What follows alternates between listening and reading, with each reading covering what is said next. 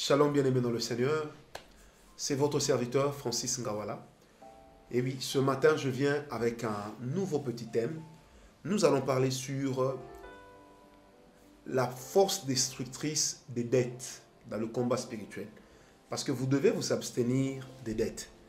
Lisez avec moi la parole de Dieu, Deutéronome 15, verset 6. Deutéronome 15, verset 6, la Bible dit « L'Éternel ton Dieu te bénira comme il te l'a dit. Tu prêteras à beaucoup de nations et tu n'en prêteras point. Tu domineras sur beaucoup de nations et elles ne domineront pas sur toi. » Mais pourquoi l'Éternel insiste sur le fait que toi tu peux prêter, mais tu n'en prêteras point? Bien-aimés, pour nous autres et pour tant de monde qui me suivent ce matin, qui sont des locataires, vous savez combien de fois c'est stressant quand vient la fin du mois, quand s'annonce la fin du mois. Vous savez que celui à qui vous devez est capable de venir vous insulter, vous manquer du respect, même lorsqu'elle est moins âgée, parce qu'elle en a marre, elle peut dire n'importe quoi. Eh bien, la dette vous amènera à être honteux, à être gêné, à vous cacher. La honte va vous amener, la dette va vous amener à vous dérober aux yeux des autres.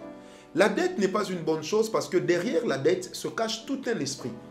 Remarquez aujourd'hui, même en Occident, avec ces histoires de crédit, les gens deviennent des éternels endettés, mais ils ne s'en rendent pas compte. Je prie Dieu vraiment qu'il nous sorte de l'esprit d'endettement. Il y en a également qui empruntent à gauche, qui retournent à droite, et qui empruntent à droite, qui retournent à gauche. Bien-aimé, une personne qui est remplie de dettes est une personne qui est esclave.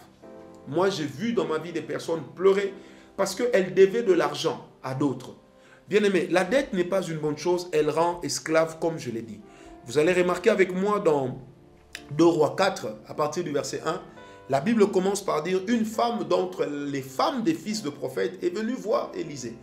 Elle a dit « Mon mari était aussi parmi les fils de prophètes. Il est mort.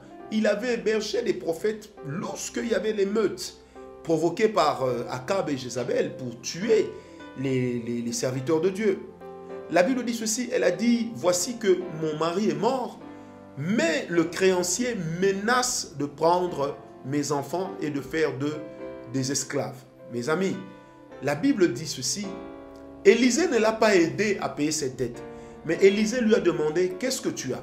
C'est à partir de ce qu'elle possédait que Élisée a opéré un miracle qui lui a permis de sortir ses enfants de cette situation. Bien-aimé, celui qui a des dettes est redevable. Dans le monde spirituel, vous pouvez même être victime des attaques sataniques horribles à cause des dettes. Derrière les services que les personnes vous rendent, vous ne savez toujours pas le cœur avec lequel ils le font.